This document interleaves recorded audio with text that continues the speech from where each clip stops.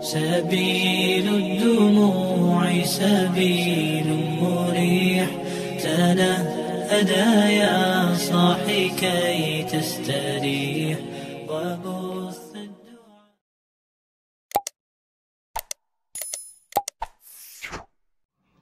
Assalamualaikum warahmatullahi wabarakatuh.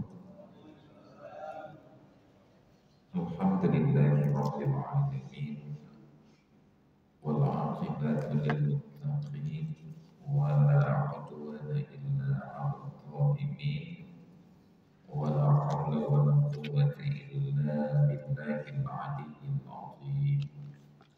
Wassalatu wassalamu ala nabiyyina wa habibina wa syafi'ina wa maulana Muhammadin asyrafil anbiya'i wal mursalin wa ala alihi wa sahbihi ajma'in. Wa qala Allah ta'ala fil Qur'anil azim wa huwa asdaqul qailin, wa man ahsanu qawlan mimman da'a ila Allahi wa 'amila shalihan wa qala innani minal muslimin. Sadaqallahul azim wa ballagha rasuluhun nabiyyul habibul karim, wa nahnu ala dzalika minasyahidin wasyakirin walhamdulillahi rabbil alamin. Wa ba'du. Hadirin dan hadirat jamaah salat subuh dan pengajian yang dimuliakan Allah, alhamdulillah bertemu kembali di pagi hari ini, pertengahan bulan Muharram 1446 Hijriah. Tiba-tiba saja kita sudah berada di hari yang ke-15, seolah-olah baru kemarin kita peringati tahun baru Hijriah 1 Muharram. Menjadi indikasi tentang betapa Allah telah mencabut keberkahan waktu dari kehidupan kita yang sekarang ini. Dan mudah-mudahan di sisa umur Allah masih memberikan kesempatan kita untuk memperbaiki diri ke arah yang lebih baik. Karena seindah apapun dunia yang kita rawat, pasti kita akan meninggalkannya dalam waktu yang lama ataupun yang dekat. Dan seburuk apapun akhirat, wajib untuk kita hadapi. Sesempit apapun kuburan, pasti kita akan mati. Maka oleh para pendahulu kita dengan bijak membahasakan al-lailu mahma talat la budda min tulu'il fajri. Malam itu seberapa lama pun panjang waktunya, tetap akan berakhir dengan terbitnya fajar. Wal hayatu mahma talat la budda min dukhulil qabri. Dan demikian pula hidup, sepanjang apapun usia kita, tetap akan berakhir dengan masuk ke dalam kubur. Maka sayangnya banyak orang yang Allah berikan kesempatan hidup mempersiapkan amal di akhirat, kita berleha-leha sampai tiba saatnya ajal itu datang. Saat itulah kita terkejut. Rabbi laula akhartani ila ajalin qarib.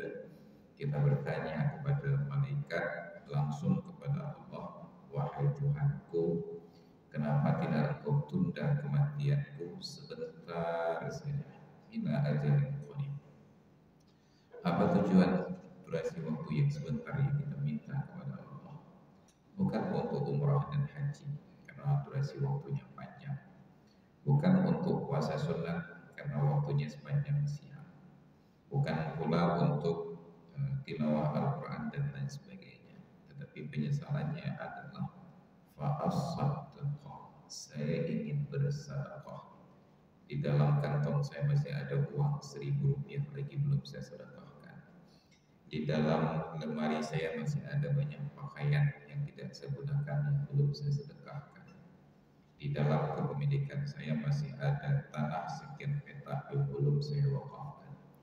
Fa'as-saddaqah, di detik-detik terakhir menjelang kematian kita menyesal, bukan kurang jumlah rakaat salat fardu, bukan karena kurang sedekah sunat, bukan karena tidak sempat berangkat haji ataupun umrah, tetapi masih ada harta yang sepatutnya bisa kita berikan sedekah. Fa'asaddaqah, saya ingin bersedekah. Dan yang kedua, wa akum minas sholihin, dan saya ingin menjadi pribadi yang soleh. Saya ingin menjadi orang yang patut dan layak dalam bidang yang saya tekuni. Itu penyesalan setiap orang ketika menjelang ajalnya. Maka mudah-mudahan dalam kelapangan waktu yang masih tersedia, yang kita tidak pernah tahu rahasia Tuhan kapan akan berakhir, kita berikan yang terbaik untuk kehidupan, menjadi pribadi yang soleh, dan kita berkontribusi untuk kebaikan. Kita infakkan harta walaupun sedikit, dan kita berusaha untuk mempunyai cadangan amal deposito abadi dalam bentuk sedekah jariyah. Dimanapun ada orang yang membuka peluang untuk infak kebaikan, tidak mesti harus rumah ibadah, tidak pula harus dalam bentuk lembaga pendidikan, tidak harus menanti orang lain yang mengajak. Kita bisa memulai dari diri sendiri dengan memberikan kelapangan jalan akses ke rumah kita. Kita kurangi letak pagar kita, walaupun hanya sejengkal saja, agar orang yang berlalu lalang tersebut menjadi nyaman. Karena itu barometer yang terendah dari keimanan seorang hamba. Al-imanu bid'un wa sab'una aw bid'un wa sittuna syu'batan. Iman itu ada 70-an atau 60-an cabang.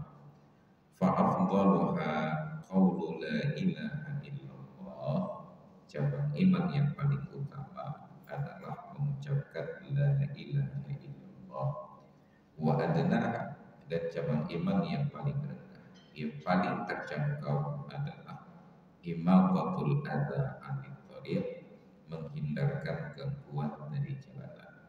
Jika kita berpikir untuk meluaskan akses jalan, bila rumah kita di sudut jalan di persimpangan, kita jadikan pagar kalau ada bentuknya itu jangan terlalu siku menyikuk, karena merepotkan orang yang keluar masuk dan berlalu lalang.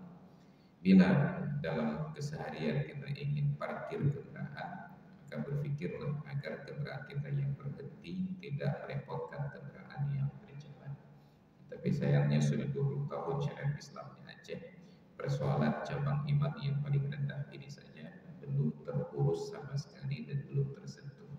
Maka bapak-bapak akan merasakan kemarahan tersebut bila dalam posisi saya subuh dari Cegeung menuju kemari, itu sangat banyak becak-becak yang melintas. Jangankan lampu belakang, lampu depan pun tidak ada. Bayangkan keselamatan mereka, nyawa mereka harus kita yang jaga. Jadi begitu terkejut, tiba-tiba dalam jarak yang dekat, kurang dari 20 meter kita melihat ada becak. Kita harus banting setir. Dia santai saja tanpa beban. Jantung kita yang berdegup kencang. Kadang-kadang keluar juga doa-doa mustajabah tersebut. Ya Allah, mudah-mudahan ada orang lain yang bersedia untuk menabrak mereka. Karena sampai keselamatan dia pun harus kita yang jaga. Alhamdulillah. Ini becak ini memang perbuatan todim di dunia. Dia bayarnya hanya pajak kendaraan sepeda motor roda 2, tetapi dia pakai fasilitas kendaraan roda 4. Kemudian ketika terjadi kecelakaan, gampang saja mereka mendalih. Kami orang miskin, Pak. Dia kebut-kebutan di jalan, dia tidak berkontribusi menjaga keamanan ketika terjadi kecelakaan. Alasannya kami orang miskin, Pak. Seolah-olah kecelakaan itu milik orang kaya saja. Jadi ini nauzubillah. Jadi ada ketoliman dari kawan-kawan kita yang mengemudi becak yang tidak menjaga aspek keamanan. Udahlah tidak pakai lampu penerang, kemudian melaju lambat di jalur paling cepat, jalur kanan. Nauzubillah. Makanya Aceh tak pernah kaya. Karena sifat tolim kita tersebut mencabut keberkahan dari rezeki yang Allah berikan. Baik hadirin sekalian yang dirahmati Allah, kita kembali ke kajian yang lalu, masih tentang aturan sholat berjamaah. Dinyatakan bahwa sholat berjamaah didapati fadilahnya yang 27 derajat pada selain sholat Jumat, apabila seorang makmum sempat takbiratul ihram sebelum imamnya salam. ukuran salam imam sebelum berucap bunyi huruf mim pada assalamualaikum. Karena salam itu batasan wajibnya yang menjadi rukun hanya dua kata, assalamu alaikum, dan disusun aturan-aturannya. Ada 10 ketentuan pada ucapan salam, mulai dari menjaga tertib, assalamu dulu baru alaikum, tidak boleh waalaikumsalam. Kemudian yang kedua mesti mualat, jadi antara assalamu dengan alaikum tidak dijeda dengan kalimat yang lain. Kemudian menjaga susunan huruf-hurufnya, mesti ada alif lam assalamu, tidak boleh assalamun alaikum. Dibuat aturan-aturan itu semuanya. Jadi hanya sampai alaikum. Sedangkan warahmatullah itu sunnah. Tapi karena kita selalu sejak pertama mengenal sholat ucapan salamnya assalamualaikum warahmatullah, maka seolah-olah warahmatullah itu menjadi bacaan wajib. Sama seperti orang yang berwudu. Karena sejak pertama kali diajarkan wudu kita basuh telinga, hampir tidak pernah ada orang berwudu yang tidak basuh telinga.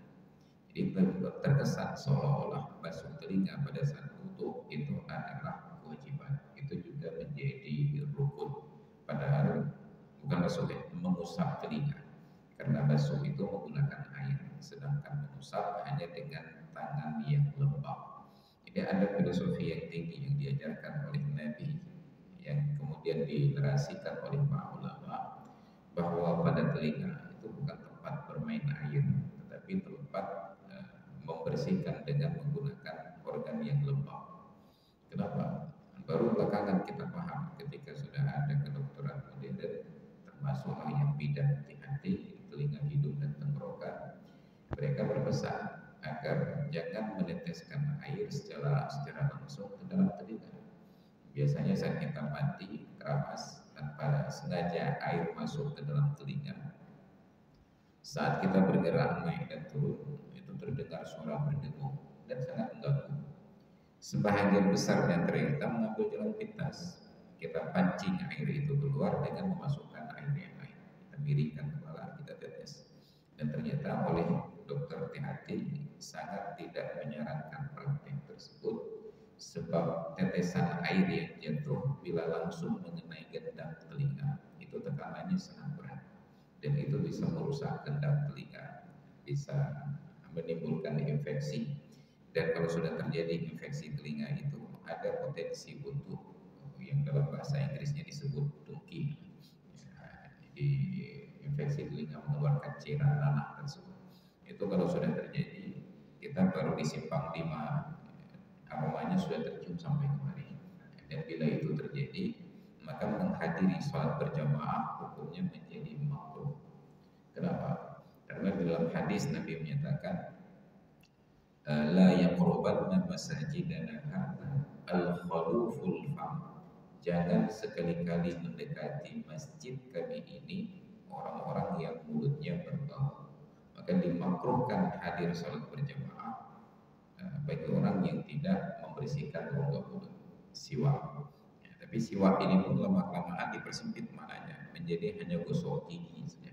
Padahal yang dimaksudkan dengan siwak bukan gigi, tetapi membersihkan rongga mulut. Walaupun tidak ada gigi, masih ada lidah, masih ada gusi, masih ada langit-langit dan bibir. Jadi membersihkan rongga mulut, bukan sikat gigi. Jadi mengakibatkan siwak dengan sikat gigi itu terjadi penyempitan makna. Maka orang-orang tua kita kalau sekarang zamannya sudah berubah, dari dulu pakai gigi sekarang menjadi medik, nggak pakai gigi. Jadi walaupun tidak ada gigi, tetap itu sunat untuk bersiwak, membersihkan rongga mulut. Disunatkan demikian. Nah, bila ada orang-orang tertentu karena gangguan klinis tertentu pada tubuhnya sehingga bau ini tidak hilang-hilang, boleh jadi ada infeksi akar gigi, boleh jadi karena asam lambung dan seterusnya, tidak hilang bau tersebut, maka makruh bagi dia menghadiri sholat berjamaah sekalipun dengan tidak datang berjamaah ke masjid, terpaksa sholat sendiri di tempat lain. Misalnya dia sholat di rumah dan tidak ada orang lain yang bisa lihatnya, ada istri tapi istri sedang berhalangan, menstruasi. Tetap makruh dia menghadiri sholat berjamaah. Kenapa? Jangan gara-gara dia sendiri yang sholat berjamaah nanti menyebabkan beberapa orang lain batal sholat. Dia mencari fadilah 27, ketika dia menguap ada 27 orang yang batal sholatnya. Nah, jadi diajarkan dalam agama. Maka mulai dari bau mulut, kemudian bau badan, kemudian bau pakaian, dan itu sangat diperhatikan dalam Islam. Makanya kita kagum di masjid-masjid di kota, di perkantoran itu sangat dijaga agar masjid itu ada aromaterapi. Dulu di awal-awal itu sampai sajadah itu kita semprot minyak wangi agar jemaah yang sholat betah sujud berlama-lama. Ini ada kalau imam yang berlama sujud kita menderita karena harus tahan nafas. Kenapa? Karena ada bau-bau yang tidak enak. Kemudian di sebagian masjid juga sudah pakai pewangi ruangan. Kalau di Arab itu mereka secara khusus menggunakan kayu secara tradisional, gaharu ataupun cendana. Jadi ada yang namanya bukhur ataupun kita menyebutnya apa, dalam bahasa tradisi orang Cina itu pakai lilin itu dupa, pakai dupa, ada bukhur. Jadi begitu kita masuk langsung hidung kita disapa dengan aroma yang wangi. Dan Rasulullah itu diapresiasi oleh para sahabat, dalam bahasa sekarang mungkin disebut sebagai pria yang metroseksualitas, sangat memperhatikan kebersihan diri dan badannya. Jadi dalam interval waktu tertentu sepakat sekali itu beliau mandi dan bersih-bersih, merapikan bulu-bulu badannya dan tetap seperti orang yang luluran, sehingga siapapun yang berpapasan dengan Nabi akan mengapresiasi bahwa Nabi itu badannya wangi. Dan itu diajarkan sampai di Arab itu. Kalau kita bertanya, kenapa Hajarul Aswad itu sangat wangi? Wangi Hajarul Aswad bukan bawaan Hajarul Aswad, tetapi karena setiap hari ada orang yang mengolesinya dengan minyak wangi. Dan orang Arab setiap datang ke tempat-tempat ibadah, mereka sudah bawa minyak wangi yang oles di tangan itu. Sampai di pintu mereka olesi pintu tersebut dengan minyak wangi. Nanti ada tiang-tiang diolesi minyak wangi. Jadi begitu kita masuk langsung aroma wangi tersebut sudah menyapa hidung kita. Itu petunjuk di dalam agama. Jadi jangan ngotot hadir sholat berjamaah bila bau mulut kita belum hilang. Maka orang yang baru selesai makan durian sebaiknya jangan berjamaah dulu. Karena beda durian yang belum masuk mulut dengan durian sudah masuk ke dalam mulut. Beda lagi durian yang keluar bau lewat mulut dengan durian yang keluar lewat lutut. Itu aroma-aroma yang berbeda. Ini ada fadilah berjamaah. Maka ketika kita sholat berjamaah, apabila terlambat masbuk, dia masih mendapatkan fadilah 27 derajat bila sempat takbiratul ihram sebelum imam sampai pada ucapan assalamualaikum. Jadi kalau sampai wa'alai saja imamnya sudah bar, dia dapatkan fadilah 27 sekalipun tidak sempat duduk. Kita berdoa Allahu Akbar kum, assalamualaikum, dapat 27. Dan dalam posisi demikian tidak boleh lagi duduk. Kenapa? Wajib duduk untuk masbuk karena mengikuti imam. Innama ju'ilal imamu liyutamma, hanya saja dijadikan imam itu untuk diikuti. Sedangkan imam yang kita ikuti sudah selesai. Maka begitu kita takbiratul ihram, Allahu Akbar, assalamualaikum, kita langsung lanjut dengan doa iftitah. Tapi bila imam belum salam, Allahu Akbar, belum salam imam, wajib untuk duduk mengikuti imam. Duduk. Baru saja kita baca at-tahiyat. Assalamualaikum warahmatullahi. Kita tidak boleh lagi melanjutkan bacaan tasyahud. Tunggu imam salam yang kedua. Assalamualaikum warahmatullahi. Assalamualaikum warahmatullahi. Wajib bangkit segera. Bila tidak segera bangkit, dia ngotot untuk membaca lanjutan dari tasyahudnya, at-tahiyatul mubarakatus shalawatul thayyibatu lillah, assalamu alayka ayyuhan nabiyyu wa rahmatullahi wa barakatuh, dan seterusnya.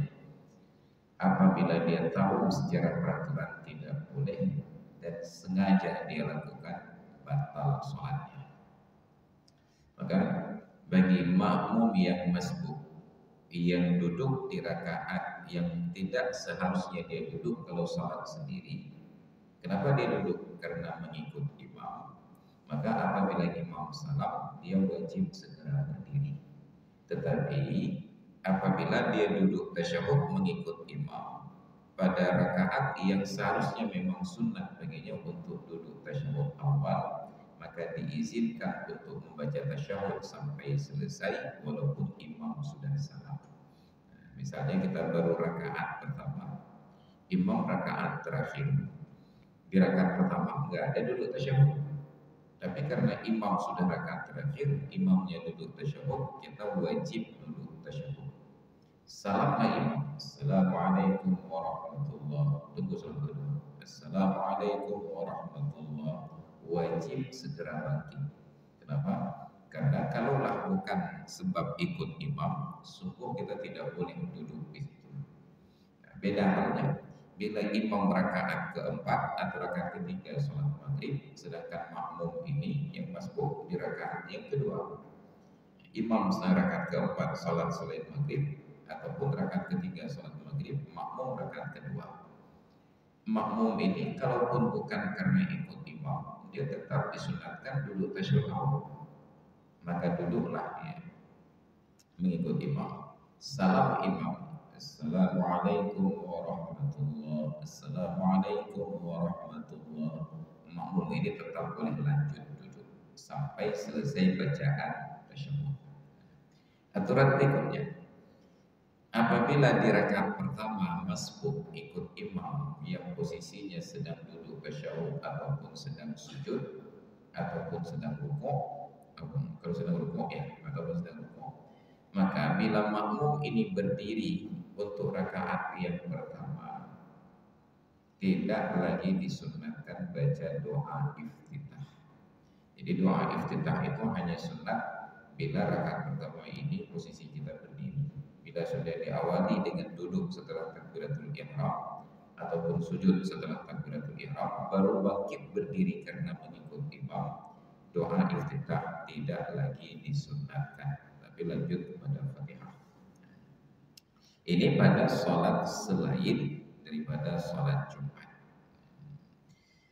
Oh, enak sekali kalau begitu Pak Ustaz. Udah datangnya telat, fadilahnya sama, tetap 27 seperti orang yang datang di awal takbiratul ihram bersama dengan imam. Tidak, Islam itu sangat adil. 27 tetap dia dapat. Kenapa? Karena itu janji dari Rasulnya. Salatul jama'ati afdalu min salatil fardhi bi 27 darajatan. Salat berjamaah lebih utama daripada salat sendiri berbanding 27 derajat. Tetapi karena dia telat, tetap 27. Cuma ukuran 27-nya menjadi kecil-kecil. Bila yang datang di awal waktu mungkin 27-nya 27 ekor gajah, maka yang datang terakhir ini 27 juga, tetapi 27 ekor lebih, ya, tetap 27. Allah Ta'ala tidak berbuat zalim kepada hamba dan tidak merugikan orang yang sudah berbuat baik. Lakinnahu duna fadlin man adrakaha kullaha. Tetapi fadilah 27 untuk orang yang terlambat tidak serupa dengan fadilah 27 orang yang mendapatkan rakaat salat seluruhnya bersama dengan imam. Wa man adraka juz'an min awwaliha thumma faraqa bi 'uzrin aw kharaja al-imam bi nahwi hadatsin hasala lahu fadlul jama'ati. Dan orang yang mendapati satu bahagian dari awal salat berjamaah, kemudian faraqah, dia niat mufaraqah, berpisah, tidak lagi mengikut imam. Kenapa tidak lagi ikut? Bi'uzrin, karena terdapat uzur. Apa contoh uzurnya? Binahwi, apa contoh uzurnya? Ada uzur tersebut oh ternyata imam yang kita ikuti tersebut tidak mendatangkan kenyamanan bagi kita. Menurut keyakinan kita sebagai makmum, ada praktek-praktek sholat pada imam ini yang menyebabkan sholat batal. Itu contoh sederhana. Ya.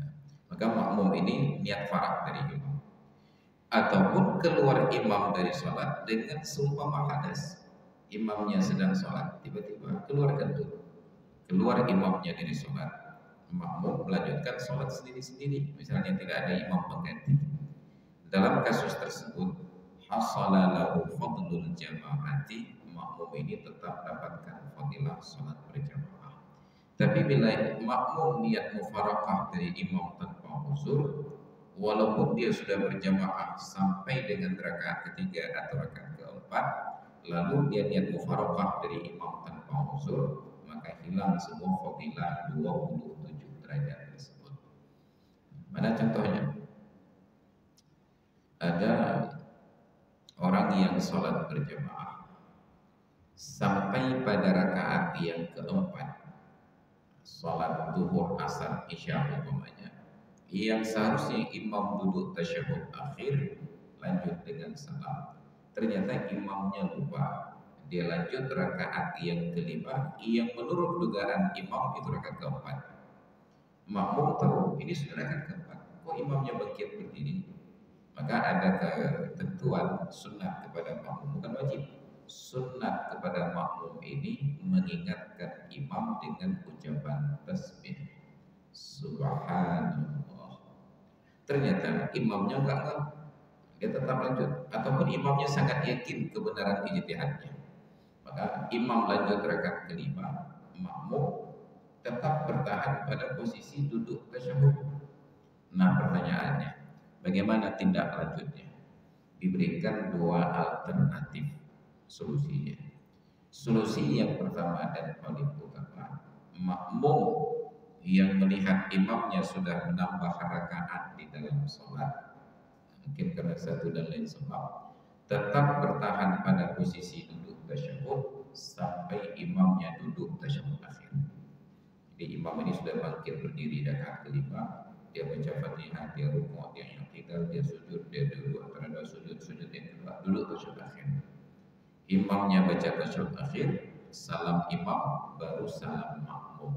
Maka makmum ini menanti imamnya yang sudah bertambah rakaat karena uzur dalam posisi duduk.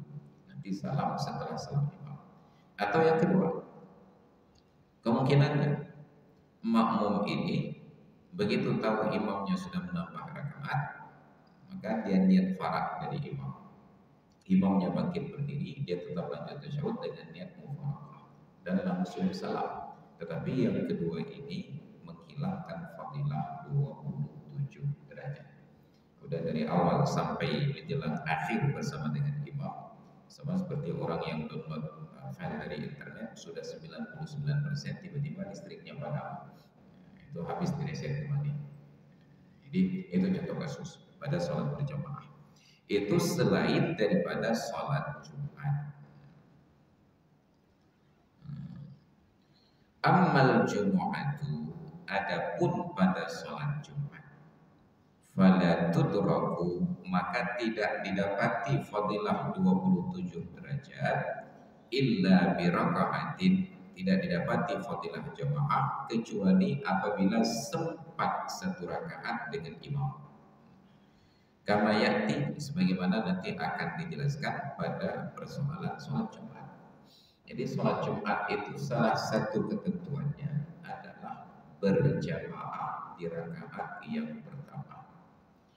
Ketentuan berikutnya, tetap berjumlah 40 orang minimal sampai selesai salam. Sehingga adalah semacam lafzun pasal teka-teki di kalangan para ulama fiqh.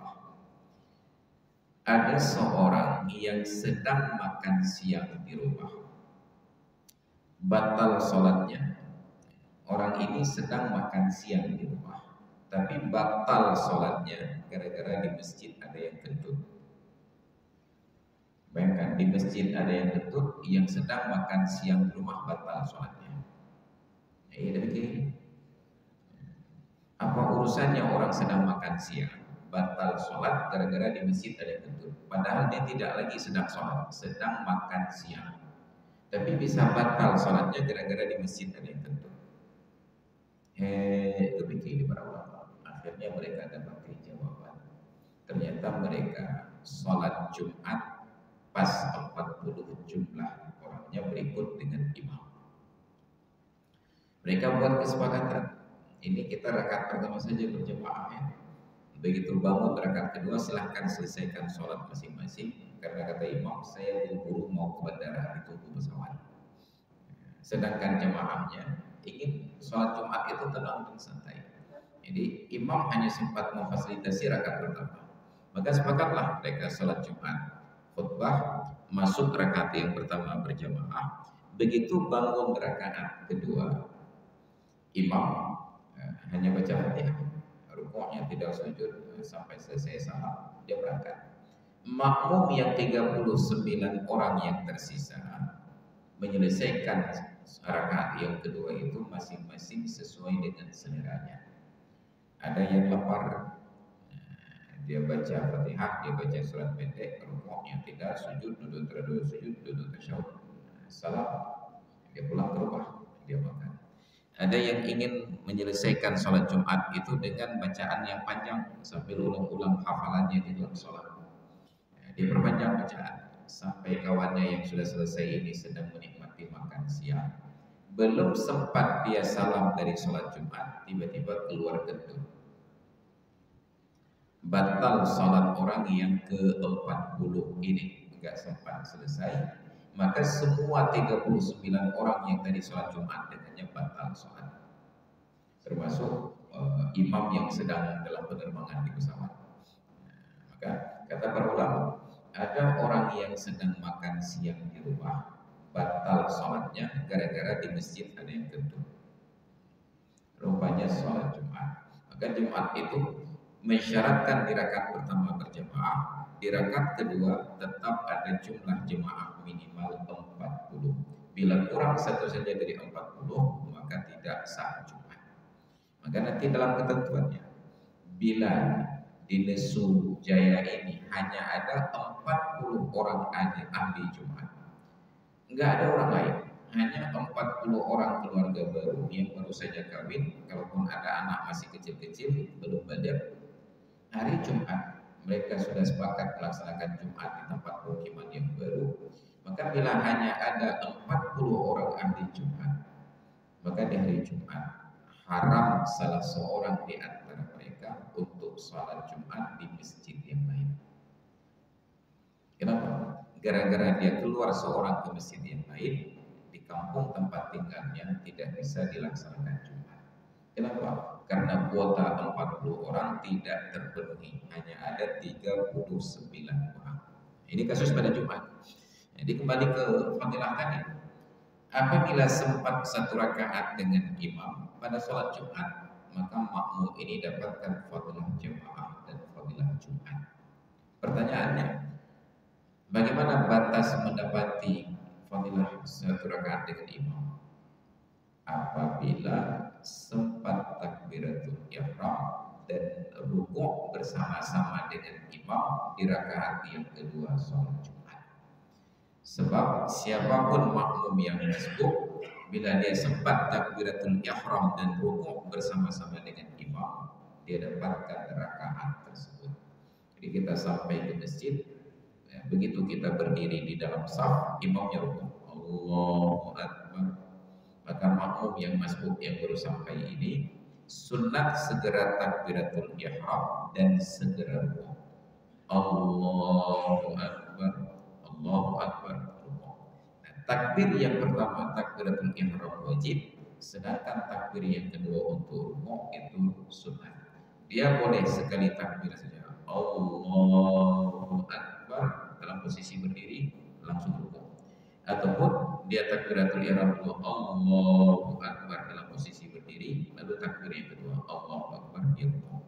Bila sempat dia tumakninah di dalam rukuk sebelum imam bangkit sampai sekurang-kurang posisi rukuk, maka dia dapatkan rakaat tersebut.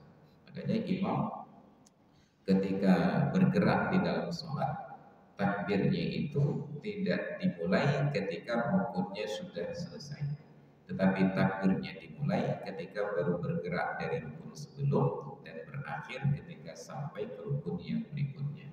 Yabtadi'u minal muntaqadi minhu wa yantahi ilal muntaqadi ilaihi. Dia mulai takbir dari rukun yang dia tinggalkan dan dia selesaikan takbir pada rukun yang dia datangi. Jadi kalau dari posisi tegak berdiri, ini rukuk misalnya, maka imamnya itu takbir dari posisi berdiri. Allahu Akbar. Ketika bangkit dari posisi rukuk untuk yang tidak, tasmi'nya itu sami'anya itu dari posisi rukuk. Sami'allahu liman hamidah. Ini kalau kita ilustrasikan,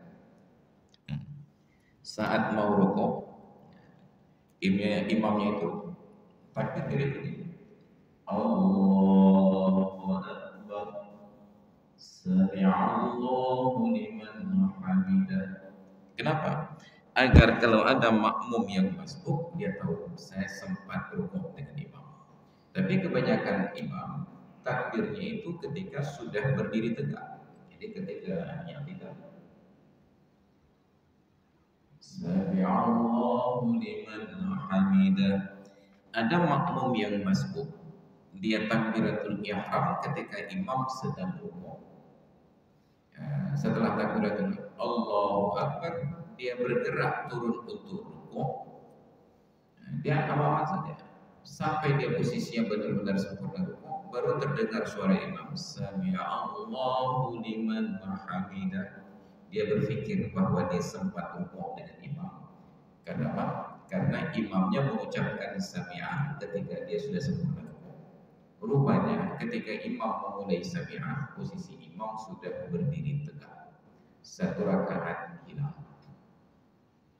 Ini siapa penanggung jawabnya? Maka ucapan takbir itu diatur di dalam bab fikih bahwa dimulai dari rukun sebelum dan berakhir kepada rukun yang dituju. Maka yang paling panjang takbir di dalam sholat adalah takbir dari posisi sujud yang kedua rakaat pertama atau rakaat ketiga yang tidak ada duduk tasyahud kepada posisi berdiri tegak. Beri sujud. Allahu Akbar sampai berdiri tegak. Tetapi oleh Imam Ibnu Hajar Al-Haythami memberikan batasan maksimal panjang takbir di dalam sholat tidak boleh lebih daripada 7 alif. Kenapa? Kalau lebih dari 7 alif enggak enak lagi didengar. Jadi maksimal 7 alif. Nah, sedangkan di masyarakat kita yang paling panjang takbir ketika takbiratul ihram. Allahu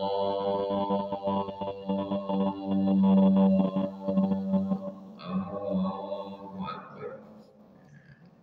Kenapa? Karena memasukkan rukun 13 di dalam takbir secara harfiah.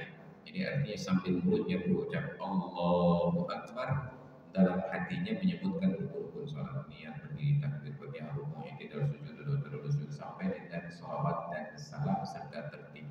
Kenapa? Itu yang dia pahami dari ungkapan yusanul istiqomah, disunatkan menghadirkan sholat itu ketika sedang takbir.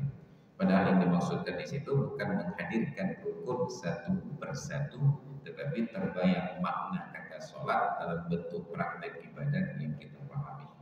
Maka saya baru mengerti persoalan tersebut saat mengaji kepada Abu Dur Zamzami, Allahu mantan ketua FPU Aceh, tahun 98 sampai dengan 2001 saya menjadi beliau.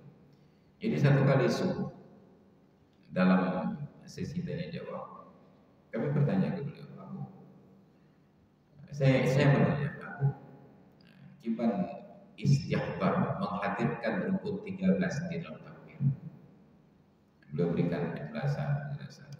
Gak masuk benak saya. Akhirnya beliau tegur, kata dia, kamu datang kemari naik apa? Saya jawab dengan motor, jangan Honda. Bertanya beliau, waktu tadi kamu sebutkan Honda, itu apa yang terbayang di benak? Kendaraan bermotor roda dua.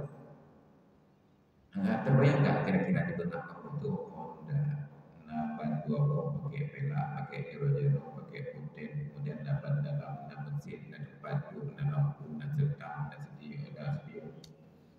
Ya, langsung terbayang satu bentuk utuh kendaraan yang disebut sepeda motor yang ada rukun-rukun tadi. Itulah yang dimaksudkan dengan istighfar. Ketika engkau takbiratul ihram, Allahu Akbar, ada niat usolli fardhu subuh. Aku niat mengerjakan salat fardhu subuh. Saat engkau sebutkan salat di dalam niat, engkau paham bahwa salat itu adalah pekerjaan ibadat yang tersusun dari 13 rukun, bukan menghadirkan rukun 13 satu demi satu. Maka disitulah terbuka wawasan saya. Maka saat kita mengaji kepada ulama-ulama senior, itu dibuka pemahaman sehingga yang berbelit-belit pada guru-guru yang junior sebelumnya itu selesai. Makanya mengaji pada orang-orang yang alim-alimnya sekelas sekali Abu Dhul Zamzami, dulunya ada Abu Tubin, itu luar biasa terbuka wawasan kita. Itu contoh sederhana. Maka pada sholat Jumat didapati fadilah sholat Jumat dan fadilah jamaah apabila sempat takbiratul sempat satu rakaat bersama dengan imam. Wa yusannu li jam'in hadar wal imam qad faragha min ar-ruku'i al-akhiri ay yasbiru ila ay yusallima thumma yuhrimu ma lam yadhiqil waqtu. Dan disunatkan kepada satu rombongan, bukan satu orang, satu rombongan yang mereka ini datang ke masjid atau ke tempat pelaksanaan berjamaah ketika imam sudah selesai dari rukuk rakaat yang terakhir. Bila salat itu salat zuhur 4 rakaat, sampai di rakaat yang keempat imamnya sudah i'tidal, barulah rombongan ini datang. Apa yang disunatkan? Ayyasbiru, supaya mereka menanti, mereka bersabar, jangan segera takbiratul ihram. Sampai di mana? Ila ayyusallima, sampai imamnya itu salam. Assalamualaikum warahmatullahi, assalamualaikum warahmatullahi. Mereka kan mau berjamaah. Iya. Summa yuhrimu, kemudian mereka takbiratul ihram untuk membentuk jamaah yang baru. Mereka takbiratul ihram membentuk jamaah yang baru. Ketentuan ini malam yadhiqil waqtu, selama waktu salat tidak sempit yang tersisa. Misalnya dalam posisi sekarang ini tersisa waktu untuk subuh hanya sekitar ini 6.26, syuruk terbit matahari 6.33, ada sekitar 12 menit lagi. Kalau jam sekarang ada orang datang ke masjid satu rombongan untuk salat subuh, imam kita di masjid ini baru sampai di rakaat yang kedua sedang i'tidal, maka rombongan yang baru datang itu sunnah segera bergabung dengan imam yang eksis yang ada supaya tidak keluar sholat dari waktunya.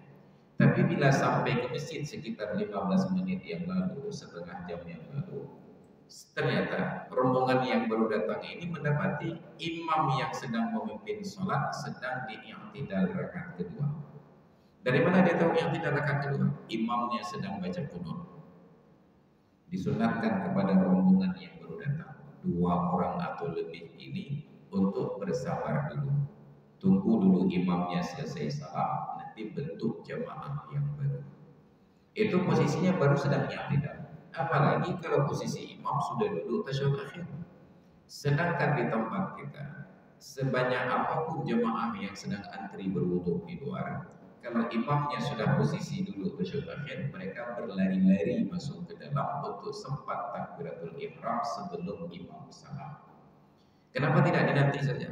Karena bila dinanti imam salam, seramai apapun jemaah yang masuk, mereka tidak akan membentuk jemaah yang baru, tetap sholat sendiri-sendiri.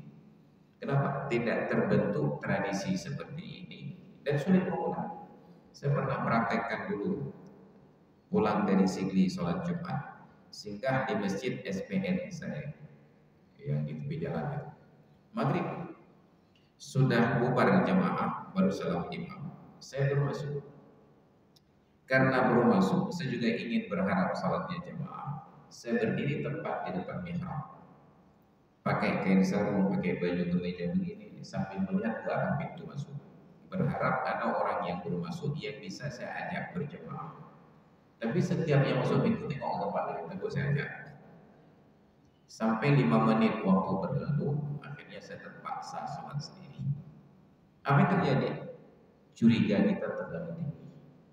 Jadi mungkin yang masuk-masuk ini melihat saya pakai kain sarung, puas wajah. Nanti giliran ketika yang susah dan mau ngajak sholat itu pakai celana panjang, curiga ini Wahabi. Jadi akhirnya kita memilih sholat sendiri-sendiri daripada berjamaah. Padahal di dalam aturan sholat berjamaah, termasuk dalam mazhab Syafi'i, sah sholat berjamaah antara imam dan makmum yang berbeda mazhab. Imamnya NU, makmumnya Muhammadiyah, imamnya Muhammadiyah, makmumnya NU. Yang tidak sah berjamaah itu imamnya Islam, makmumnya Yahudi. Itu tidak sah. Tapi selama sama-sama Islam, sama-sama ahlul qiblat, maka sah sholat berjamaah dengan catatan tidak ada pada praktek sholat imam sesuatu yang menurut keyakinan makmum membatalkan sholat. Mana contohnya? Imam mazhab Maliki yang menurut mazhab Maliki bersentuhan kulit suami istri tidak batal wudu. Turun dari mobil dengan istri dan tangan, enggak berwudu lagi langsung masuk masjid jadi imam. Kita melihatnya kepada imam mana ada pengecualian. Sedangkan menurut imam wudunya belum batal. Kenapa belum batal? Karena beliau bermazhab Maliki. Sedangkan menurut saya yang mazhab Syafi'i yang melihatnya wudu imam sudah batal. Maka dalam kasus tersebut saya tidak sah sholat mengikut imam tadi yang menurut keyakinan saya sudah batal. Maka batal tidak sah itu berdasarkan keyakinan makmum. Sah jamaah, tetapi sah sholat tetap menurut keyakinan pelaku. Sah jamaah menurut keyakinan makmum, sah sholat menurut keyakinan musallinya, orang yang sholatnya. Maka orang yang sholat tidak boleh mengambil pedoman dari orang lain. Contoh sering mengambil pedoman dari orang lain ketika ada 2 orang atau lebih masbuk pada sholat jamaah, berdiri di saf belakang. Dia sholat takbiratul ihram ikut imam. Setelah salam imam, salah seorang di antara masbuk itu ragu, berapa rakaat lagi saya tambah. Kebiasaan dalam posisi demikian, kita berpedoman kepada orang di samping kita. Oh, saya ikut dia saja dia. Jadi kami masbuk di rakaat yang sama.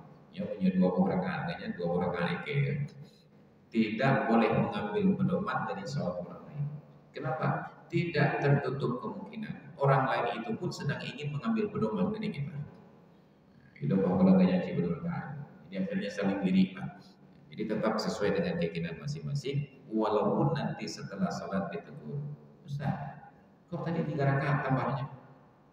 Ya, kan tadi saya ikut imam baru 1 rakaat. Enggak Ustaz, 2 rakaat kita tadi. Enggak batal sholat. Kenapa? Karena ada mekanisme tambah rakaat kalau ragu, bukan berpedoman kepada orang di samping kita. Maka bahaya sekali.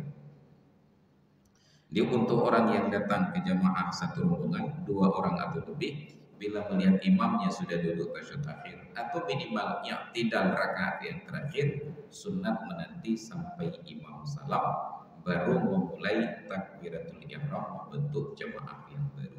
Maka kalau itu yang kita lakukan, insya Allah orang akan senantiasa datang ke masjid dengan tidak mempertanyakan apakah imam sudah salam atau belum.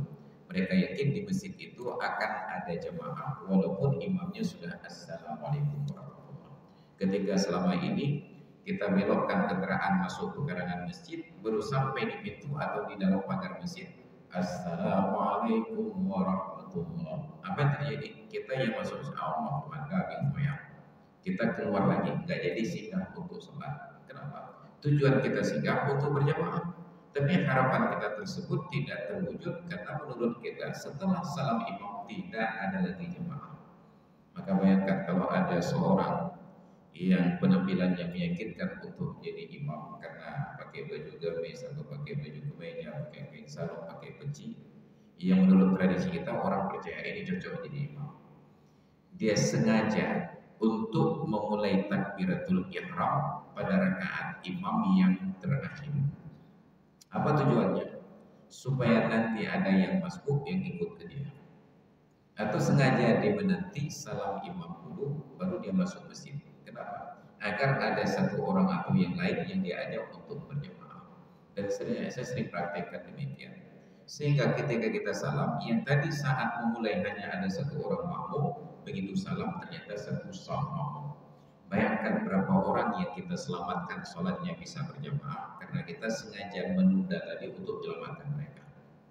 Daripada kita kejar untuk sempat satu rakaat dengan imam, tetapi yang datang kemudian terpaksa sholat sendiri-sendiri karena tidak ada yang penampilannya meyakinkan. Baik hadirin sekalian ya dirahmati Allah, demikian kajian kita di pagi hari ini. Mudah-mudahan menjadi ilmu yang bermanfaat dan mudah-mudahan Allah memberikan peluang kita untuk senantiasa sholat fardu 5 waktu dalam keadaan berjamaah, baik di awal waktu, di tengah waktu, di akhir waktu, atau bahkan setelah keluar waktu kita usahakan berjamaah. Maka siapa tahu nanti bangun tidur pagi di rumah dengan keluarga, dengan istri dan anak-anak ketika matahari sudah terbit. Kenapa? Karena kelelahan tadi malam baru perjalanan pulang dari musafir, mengantuk berat, ketiduran, terbangun semuanya jam 8 pagi. Tetap diusahakan berjamaah. Yuk jemaah dulu. Suruh anak laki-laki untuk kumandang azan. Sunat azan. Azan apa? Azan subuh jam 8. Sunat sih. Cuma jangan pakai mic nanti kacau orang lain. Jadi sholatnya tetap berjamaah dan sunat sholat qabliyah subuh. Masih ada waktunya. Maka Nabi mau praktekkan sholat sunat qabliyah subuh ketika telat bangun tidur dalam perjalanan musafir. Makanya sepakat para ulama, sholat sunat qabliyah subuh sekalipun sudah keluar waktu untuk ditolak karena Nabi menjaganya. Baik, demikian kajian kita dan jadi ilmu yang bermanfaat. Kita ambil waktu sedikit lagi sambil menanti waktu syuruk. Bila ada pertanyaan, disilakan dengan segala hormat. Iya, silakan.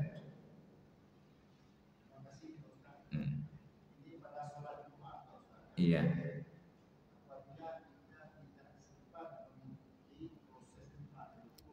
Khutbah.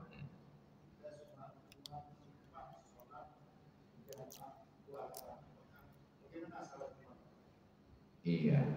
Salat Jumat apabila sudah sah prakteknya secara umum, maka individu-individu yang bergabung di dalamnya itu sudah sah Jumat. Misalnya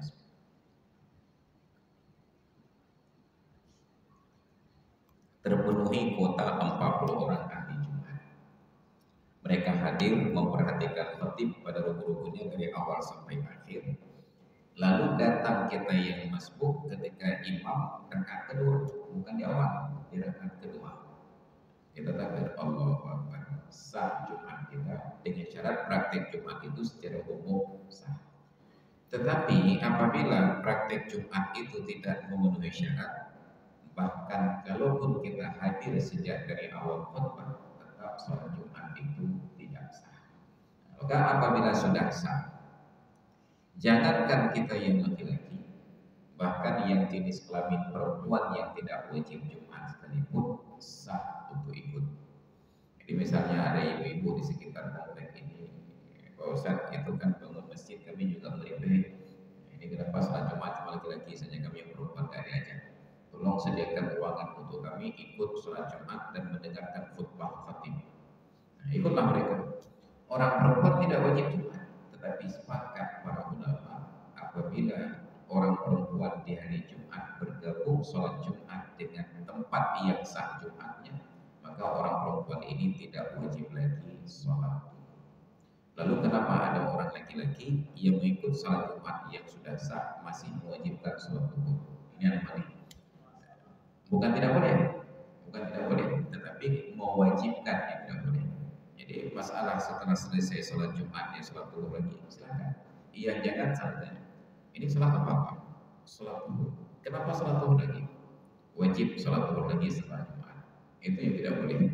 Tapi bahwa dia sholat zuhur, kenapa sholat zuhur lagi? Enggak mungkin, saya khawatir ada hal-hal tertentu yang luput dari rukun Jumat, dari syarat Jumat, dari perhatian kita. Maka kalau Jumat ini tidak sah, masih ada sholat zuhur. Silakan. Nah, maka kita berada di dua kutub. Di Aceh ada dua kutub. Ada yang sangat pro sholat zuhur setelah Jumat. Ada yang sangat benci sholat zuhur setelah Jumat. Yang sangat pro sholat zuhur setelah Jumat itu memandang orang yang tidak sholat zuhur dengan pandangan curiga. Begitu salamnya, assalamualaikum warahmatullahi wabarakatuh. Wahabi belum. Nanti ada yang sangat benci sholat zuhur setelah Jumat. Begitu selesai salam, mereka bentuk jemaah, Allahu Akbar. Ahli bidah. Itu jadi masalah itu. Maka biasa saja, ia mau salat silakan salat, ia tidak mau salat silakan pulang karena sudah selesai kewajiban. Maka nanti salat Jumat ini apabila prosesinya sudah sah, kita menumpang, maka salat kita juga sah. Tapi apabila prosesinya tidak sah, kita menumpang berikut dengan sholat kita juga tidak sah. Maka sayangnya di negeri ini tidak diusahakan untuk sah Jumat, tetapi selalu diusahakan antisipasi dengan sholat zuhur setelah Jumat. Harusnya diperiksa. Di sini kenapa ada sholat zuhur lagi setelah Jumat? Begini Pak, kami nggak yakin ada 40 orang ahli Jumat. Masa nggak ada 40 masjid penuh? Itu kapasitas masjid kan 500 orang. Iya Pak, ada 500 orang, cuma kami khawatir nggak ada 40 orang ahli Jumat. Masa nggak ada? Apa yang Anda pahami dari ahli Jumat? Ahli Jumat itu kan pakar tentang sholat Jumat. Dia tahu seluruh sholat Jumat dan bisa menjadi khatib. Oh, itu sudah salah paham Anda. Ahli Jumat itu bukan seperti ahli fisika. Ahli Jumat itu seperti ahli waris. Dia memenuhi kriteria untuk melakukan sholat Jumat, walaupun saat ditanya rukun khutbah ada berapa? Wallahu a'lam. Tetapi padanya terdapat 7 syarat. Islam, baligh, berakal, laki-laki, merdeka, sehat, bertempat tinggal tetap. Dia itu ahli Jumat. Maka begitu hari Jumat, dia kata jangankan rukun Jumat, jangankan rukun khutbah, rukun salat belum tentu dia tahu. Jangankan ditanya rukun salat, bahkan lebih spesifik katanya. Bapak warga sini ya. Bapak tahu rukun 13 ada berapa? Rukun 13 berapa ya? Kan yang tak ada dia begini, hanya Bapak rukun 13 berapa ya? Tetap saja dia ahli Jumat. Bapak siapa? Saya ahli Jumat. Ini rukun hebat tadi yang dia punya, tapi dia tetap ahli Jumat. Kenapa? Karena dia memenuhi syaratnya. Islam, baligh, berakal, laki-laki, merdeka, sehat dan bertempat tinggal tetap. Walaupun dia tidak pernah terlihat di majelis ilmu, tapi hari Jumat dia pakai gamis, dia pakai sorban, dia pakai dahulu, pakai muqabah. Ini bukan bilang ahli Jumat. Ngomong dari saya ahli Jumat. Apa yang Anda tahu tentang Jumat? Pokoknya hari ini Jumat. Dia ahli Jumat karena ada syaratnya 7. Tinggal masalahnya, apakah dari sekian beramai ahli Jumat ada 40 orang di antara mereka yang sah mengerjakan sholat untuk diri sendiri? Oh ada. Kalau ada selesai, terpenuhi kriteria tersebut. Lalu kenapa Anda masih sholat zuhur setelah Jumat? Ini bukan isu tentang hari Jumat. Lalu masalah apa? Tahajud Jumat. Di kampung kami di Nisujaya ini ada 2 masjid yang melaksanakan Jumat. Masjid Al-Falah dengan Masjid Al-Fitrah. Jadi kalau tahajud itu ada salah satu di antara keduanya yang tidak sah. Oh berarti isunya tahajud. Maka selesaikan persoalan tahajud. Datang ke MPU yang ada kerjaan tersebut. Bu, ini kira-kira di masjid kami ini, di kampung kami, masjid yang mana yang sah Jumat? Apakah di Masjid Al-Falah ataukah di Masjid Al-Fitrah? Dikaji, dipelajari. Ditanya kepada tokoh masyarakat, mereka duduk kembali satu. Ini kenapa ada 2 masjid? Diberikan penjelasan. Begini Pak, karena kami di Nisujaya ini ada 2 strata masyarakat, ada yang sipil, ada yang militer. Kalau gabung satu masjid nanti terjadi penjajahan di atas dunia. Umpamanya. Kalau itu alasannya, berarti nggak bisa ketemu di satu masjid, ribut, terjadi tawuran. Mau salat bukannya salat malah tawuran. Maka dibangun masjid yang baru itu karena usul. Maka di dua masjid sah. Tapi kita lagi, ini kenapa ada dua masjid? Begini Pak, karena kami di kampung ini banyak orang kaya, jadi malas datang ke masjid-masjid yang jauh, lebih bagus saya masjid sendiri. Maka hanya satu masjid yang sama. Enggak diketahui yang mana yang lebih dahulu. Kalau begitu di dua-duanya sah, tapi hanya satu-satu. Makanya di Malaysia, saya ingat dulu tahun 2006-2007 Safari Ramadan, itu di Pulau Penang, di seberang perairan. Ya, saya ditunjukkan oleh kawan yang jadi guide. Ustaz, itu sedang naik mobil di jalan. Coba tengok sekejap lagi itu sebelah kanan ada masjid. Itu Ustaz, itu masjid Partai UMNO. Jalan lagi sekitar setengah kilo. Nanti sekejap lagi sebelah kiri ada masjid. Coba Ustaz tengok. Ternyata masjid. Nah, itu masjid Partai PAS. Jadi kalau di Indonesia ada masjid NU dan Muhammadiyah, di sana masjid Partai UMNO dengan Partai PAS. Jadi apa yang ingin disampaikan olehnya? Begini, Ustaz. Ini kan ada dua masjid. Ini satu kampung, Ustaz. Tetapi oleh JAKIM, Jawatan Keagamaan Islam Malaysia, membuat aturan tidak boleh hari Jumat dua-dua masjid ini aktif. Dibuat giliran. Bila Jumat ini sholatnya di masjid Partai UMNO, masjid Partai PAS wajib tutup untuk sholat Jumat.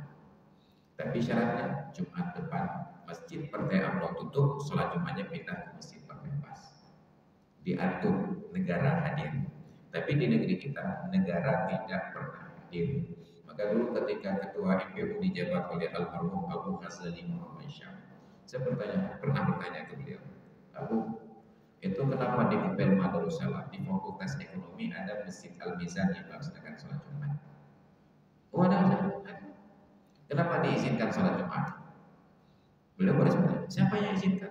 Kan MPU yang izinkan. Baik anda izin, bila tidak, dia langsung berjalan saja. Ini menunjukkan ketidakhadiran lembaga tersebut untuk mengawasi. Harusnya dibuat peraturan. Siapapun warga masyarakat yang ingin membangun masjid silahkan. Tetapi kalau ingin melaksanakan Jumat, tanyakan dulu fatwanya ke MPU. Boleh nggak ditempatkan melaksanakan Jumat? Misalnya di komplek perumahan pegawai di Lampung, Bayero, itu sudah ada masjid. Secara kriteria hukum fikih itu sudah sah dilaksanakan Jumat di tempat tersebut. Tapi kayaknya sekarang sudah mulai Jumat. Tapi dulu di awal-awal itu tidak bisa dilaksanakan Jumat karena masyarakat tidak izinkan. Sebab pemahaman masyarakat ada masjid kampung, kenapa harus buat masjid sendiri? Ya, jadi setelah datang ulama, ada Abu Basi datang ke sana buat pengajian. Ini sudah memenuhi kriteria untuk dilaksanakan Jumat. Kenapa? Warga di sini populasinya sudah ratusan lebih kakaknya. Kemudian masjid yang terdekat pun itu masyarakatnya sudah sangat padat, tidak mampu lagi menampung. Maka dibuat, jadi diselesaikan isunya satu persatu sehingga Jumat itu diyakini sah. Demikian. Iya.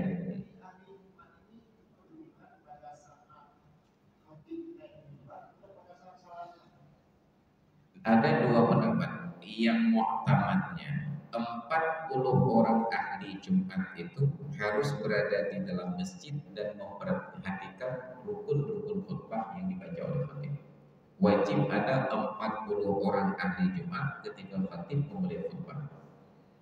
Apabila sudah ada 40 orang ini, yang lain boleh datang telat. Nanti ada sebagian lagi menyatakan bahwa 40 orang ahli Jumat ini tidak mesti di dalam masjid. Yang penting mereka mendengarkan rukun-rukun khutbah. Boleh jadi duduk di teras masjid sambil saya rokok dulu. Tapi rukun khutbah didengarkan. Tapi yang muhtamadnya, yang pertama mereka berada di dalam masjid dan memperhatikan. Sehingga perlu kita pahami, zikir itu beda tempat, beda waktu, beda keadaan. Maka ketika khatib sedang menyampaikan khutbah, ibadat kita, zikir kita adalah memperhatikan khatib, bukan membaca tasbih. Maka kalau khatib sedang menyampaikan khutbah, kita baca tasbih subhanallah subhanallah, itu maksiat. Karena kewajiban kita memperhatikan khatib. Tapi di Masjid Raya Baitur Rahman, ketika sedang berlangsung khutbah, jemaah diarahkan untuk memperhatikan gema Baitur Rahman. Makanya buletin gema Baitur Rahman itu diletakkan di pintu masuk, dibagi saat baru masuk, bukan saat keluar. Cuma sulit untuk kita kritik karena di sana orang pandai semuanya.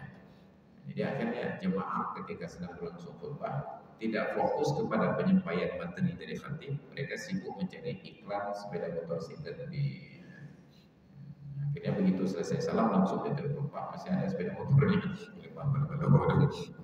Itu yang terjadi.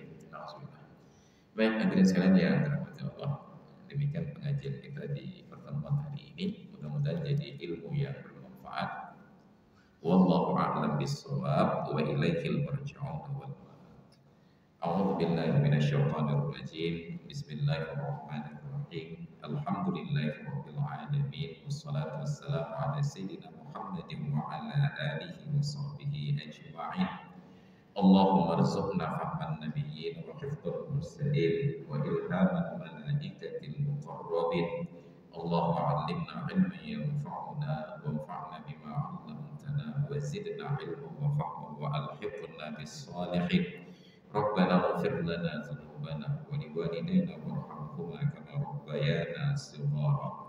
ولجميع المؤمنين والمؤمنات والمسلمين والمسلمات الأحياء منهم والأموات إنك سميع قريب مجيب الدعوات يا قاضي الحاجات. اللهم اجعل جمعنا هذا جمعا مرحوما وتفرقنا من بعده تفرقا معصوما ولا تجعلنا ولا فينا شقيا ولا محروما. ربنا آتنا في الدنيا حسنة وفي الآخرة حسنة وقنا عذاب النار. وصلى الله على سيدنا محمد وعلى آله وصحبه أجمعين والحمد لله رب العالمين. الفاتحة. بسم الله.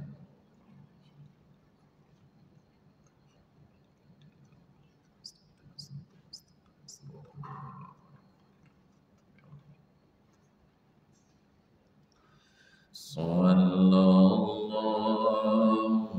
على سيدنا محمد صلى الله عليه وسلم وعلى آل سيدنا محمد وعلى أصحاب الكرام صلى الله على سيدنا محمد يا ربي صل عليه وسلم.